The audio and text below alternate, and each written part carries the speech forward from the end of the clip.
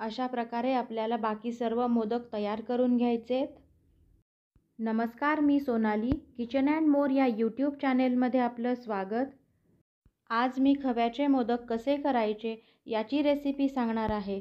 चला तर मग रेसिपी सुरू करू। खव्याचे मोदक करण्यासाठी इथे मी 1 वाटी खवा घेतला आहे। पाऊण वाटीला थोडी कमी साखर घ्यायची आहे। पाव चमचा वेलची पावडर घ्यायची आहे। पाव चमच्यापेक्षा थोडा जास्त दूध मसाला घ्यायचा आहे। खव्याचे मोदक करण्यासाठी गॅस मध्यम फ्लेमवर ठेवायचा आहे। कढईमध्ये खवा घालायचा आहे। साधारण 5 ते 7 मिनिट खवा आपल्याला भाजून घ्यायचा आहे।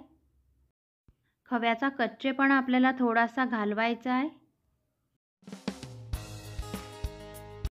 खव्याचा कच्चेपणा थोडासा गेलेला आहे। आता यामध्ये आपण साखर घालूयात। खव्याचा कलर बदलेपर्यंत आणि साखर खव्यामध्ये विरघळेपर्यंत खवा भाजत राहायचा आहे। गॅसची फ्लेम लो ठेवायची आहे।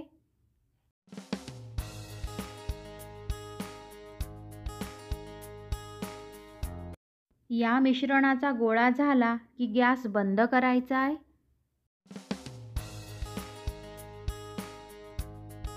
गॅस बंद झाल्यानंतर यामध्ये वेलची पावडर टाकायची आहे।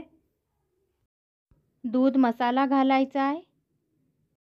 हे मिश्रण व्यवस्थित हलवून घ्यायचं आहे। आता हे मिश्रण एका ताटामध्ये कोमट होईपर्यंत ठेवायचं आहे।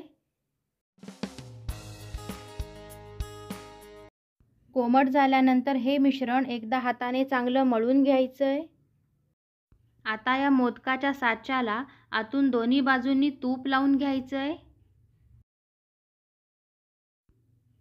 आता मिश्रण थोडं घेऊन ते प्रत्येक मोदकाच्या साच्यामध्ये भरायचं आहे।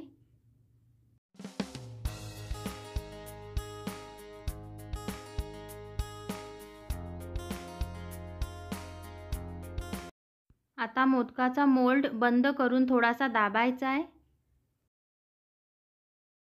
जादा झालेलं सारण ताटामध्ये काढून ठेवायचं आहे। मोदकाचा खालचा भाग दाबायचा आहे। बाजूला असलेलं जादा सारण सुद्धा ताटामध्ये काढायचं आहे। आता मोदकाचा साचा उघडायचा आहे। मोदकाचं मिश्रण ठेवून बाकी नको असलेलं मिश्रण काढून टाकायचं आहे।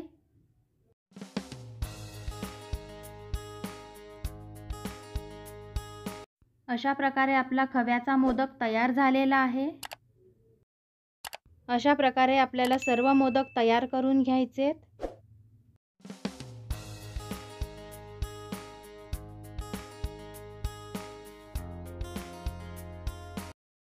तुम्ही देखील खव्याचे मोदक घरी तयार करून बघा आणि कसे झाले हे कमेंट करून नक्की सांगा।